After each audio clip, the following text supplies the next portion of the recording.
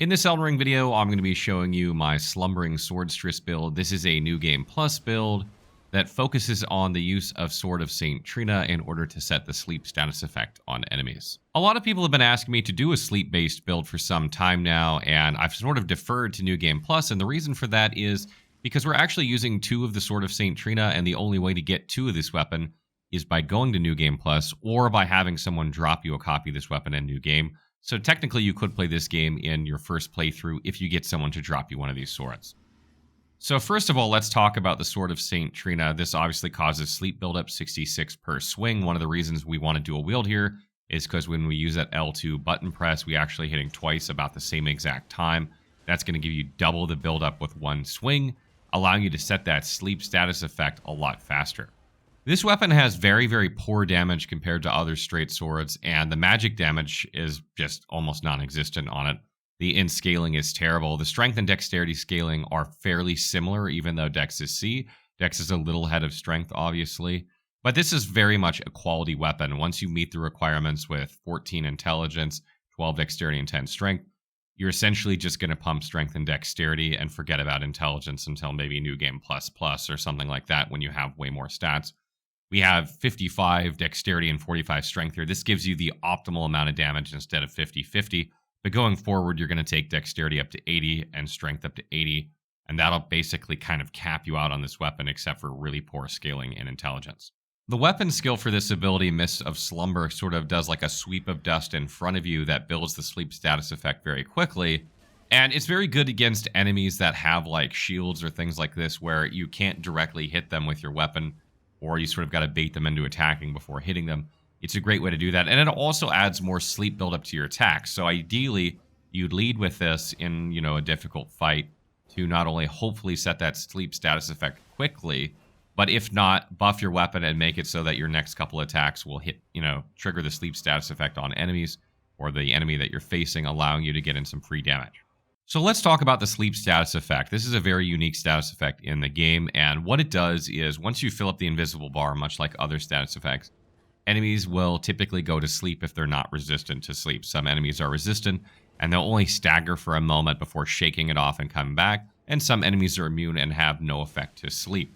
But the ones that aren't resistant to sleep are going to go to sleep for a minute, and they only will wake up if hit. So theoretically, if you're outnumbered, you could put enemies to sleep and then face the one that's not asleep, and those ones wouldn't bother you for a while you go ahead and take that one out.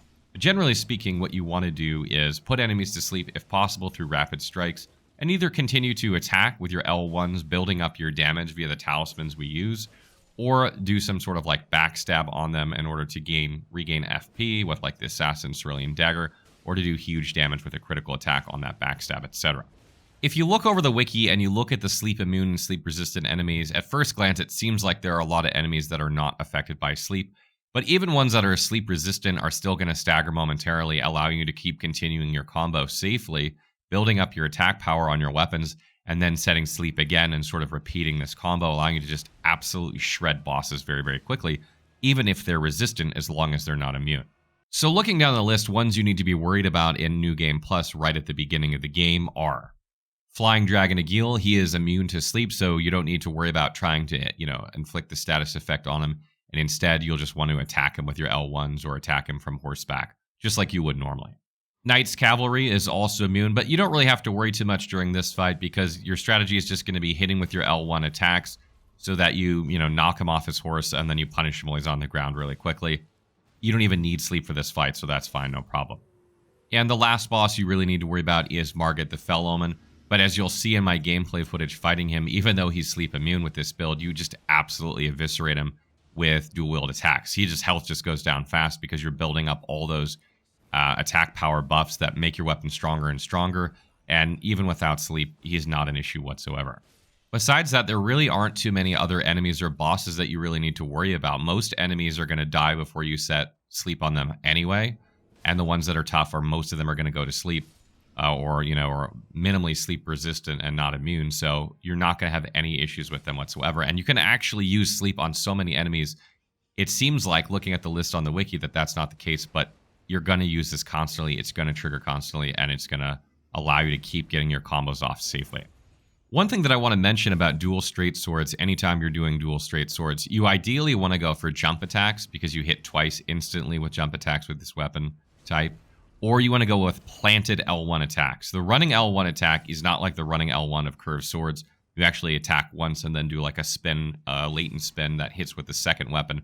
These are not together. You don't do 4 hits or anything like that. And it actually takes quite a while to get this running L1 off. So I recommend, instead of running L1, doing a running jump L1 and get that jump attack in, and then hit L1 the second you land to do another sweep. You don't get as many hits as you would with a curved sword. This would be so much better if this was a curved sword because you would hit even faster. But this is the best way to get dual swords, straight swords, to hit multiple times in order to build up that sleep status effect and to trigger the talismans. It's a bit strange if you're coming from a curved sword build where you're used to charging in with L1 instead of you're charging in, jumping, attacking, and then like not moving and attacking with L1 and then just mashing L1. It's not too different, but it does take a little bit of getting used to learning to like try and stop yourself if you're sprinting and then attack instead of going for that sprinting L1. When it comes to the armor I'm using for this set, I'm using the Nox Swordstress set, and there are 2 reasons for that. First, I really love the style of this. If you're playing like a dual wield setup, straight swords, Swordstress name of the set, it looks really cool. It's a really fun set to play with. Also, it's not extremely heavy, which allows you to get a light load if you do the setup that we're doing. I haven't done a light load build. This is one that I wanted to make one. Arguably, you could do this with a medium roll build just fine, and you could even do it with heavier armor in order to get more poise to make attacking with dual swords even more effective.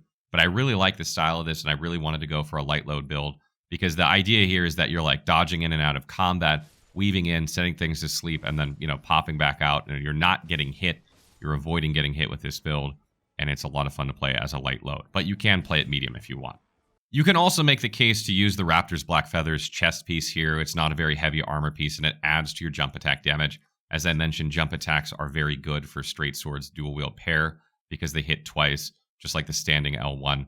So you would actually get more damage if you're trying to be absolutely min-maxing as possible. I'd recommend swapping that for the Raptor's Black Feathers in order to get that extra jump attack damage.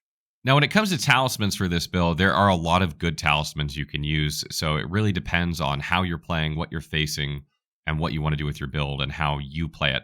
But let me go into the ones that I'm currently using. So I have the Assassin Cerulean Dagger, the Great Jar's Arsenal, and I have Millicent's Prosthesis, and I have Rotten Wing Sword Insignia.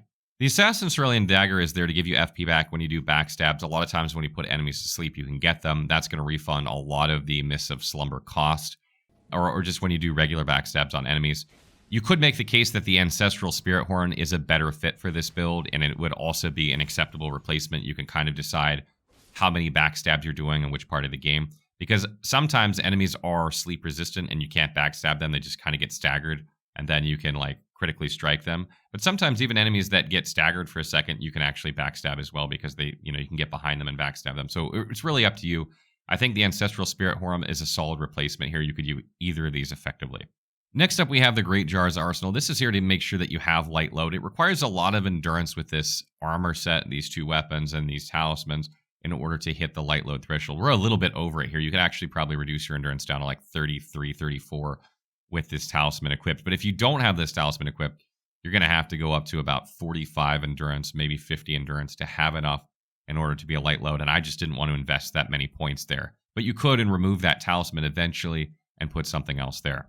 A great option to replace it with is the Crucible Feather Talisman. This increases your dodge rolling effectiveness. It gives you more iframes on your roll. And since you're rolling further with your light rolls, you're not only going to get, further rolls, but you're going to have more iframes on that makes you incredibly hard to get hit. You will get hit much harder when you get hit because you lose damage negation. But the idea with this build is not getting hit. So if you want more effective rolls, this is a good talisman to slot, and you could put it there. Another good choice to put there if you don't want to use this one and you don't want to use Great Jar's Arsenal is the Claw Talisman to further increase your jump attacks. Again, you do a lot of jump attacks with this build, so that's a good way to boost your damage further. And then finally, we have Millicent's Prosthesis and we have Rotten Wing Sword Insignia. These are going to boost your damage as you hit over and over. And that's going to scale up your damage to be like much higher than the weaker attack rating of this weapon, which is fantastic. And it's going to allow you to melt bosses. You can't get both of these at this point of the game unless someone drops one for you. So realistically, you're going to use something like Wing Sword Insignia and Millicent's Prosthesis until you get Rotten Wing Sword Insignia later, unless you had someone drop them. Also, the 5 Dexterity from Millicent's Prosthesis is fantastic. because the Sword of St. Trina scales very well with dexterity, so getting those points in there is going to boost your damage. When it comes to attributes for this build, I have 50 Vigor, 20 Mind, 40 Endurance, 45 Strength, 55 Dexterity, 16 Intelligence, 7 Faith, and 9 Arcane. You don't need any Intelligence, Faith, or Arcane for this build. I started as an Astrologist, so just disregard those. The lower the values, the better, because then you'll have points for other attributes. 50 Vigor is enough at this point, the beginning of NG+, to get you through, but you will want to increase this to 60 at some point. You are kind of going with a light setup here, so you will take damage, and you will need more health in order to survive one-shot attacks from time to time. 20 Mind is just enough in order to be able to use Mists of Slumber from time to time.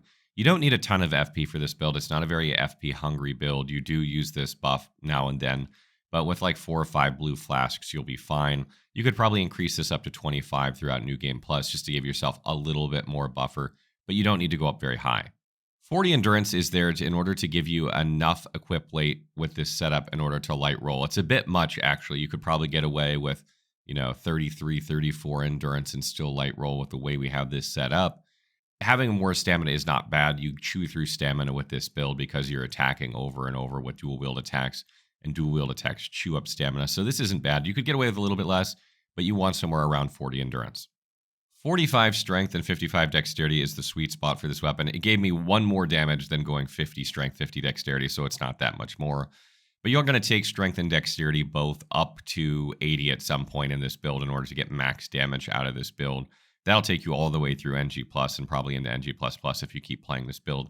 So that's a long way, and that's what you're going to do there. So really your points are going to go mostly into Strength and Dexterity, a little bit into Vigor, and a little bit into Mind, and that's about it. And just a couple of final tips before I wrap up this video. If you're using the Flask of Wondrous Physique, you want the Thorny Crack tier to further boost your damage as you attack rapidly. Anytime you're dual wielding, this is a good choice, particularly if you're a physical damage build like we are. And then the Green Burst Crystal tier will increase your stamina recovery. Even though you have a lot of stamina with this build, you chew through it swinging rapidly with your L1 attacks.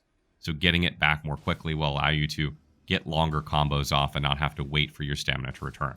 And when it comes to the great rune to use for this build, Godric's is a great choice here because you need Vigor, you need Mind, you need Endurance, you need Strength, you need Dexterity, and you need a little bit of Intelligence.